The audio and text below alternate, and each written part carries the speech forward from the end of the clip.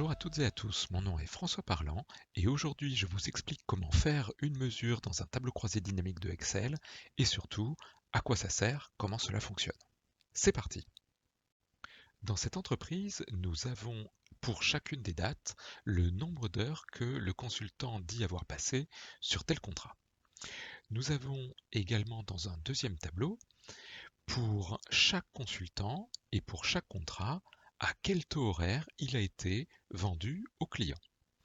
Enfin, nous avons un tableau qui nous dit que chaque contrat doit être attaché à une unité de business ou un bureau.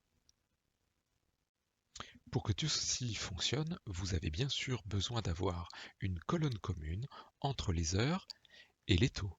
Ici, j'ai tout simplement mis bout à bout le nom du consultant et le nom du contrat pour avoir une référence unique.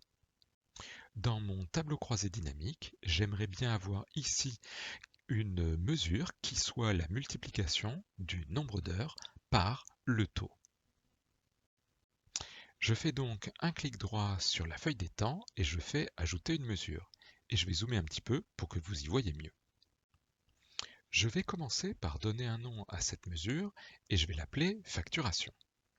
Que doit calculer cette mesure? Elle doit faire l'addition de toutes les multiplications entre les heures et les taux correspondants.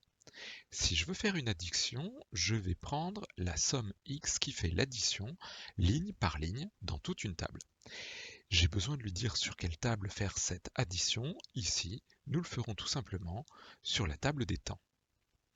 Maintenant, je dois mettre mon point virgule et lui dire quelle est la multiplication à faire. Je veux, dans la feuille des temps, utiliser les heures. Je mets mon multiplié et lui dire qu'il s'agit du taux correspondant. Je vais utiliser la formule related. Related ne fonctionne que si auparavant vous avez créé les relations entre le tableau des temps et le tableau des taux. Ici, la colonne qui va m'intéresser, c'est donc dans le tableau des taux, les taux.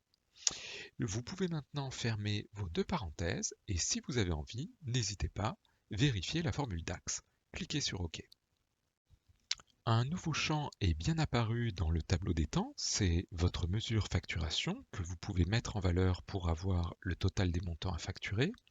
Si vous avez bien fait auparavant l'opération de création des relations, vous devriez avoir une relation entre les temps et les taux et également entre les temps et les bureaux. Je dézoome.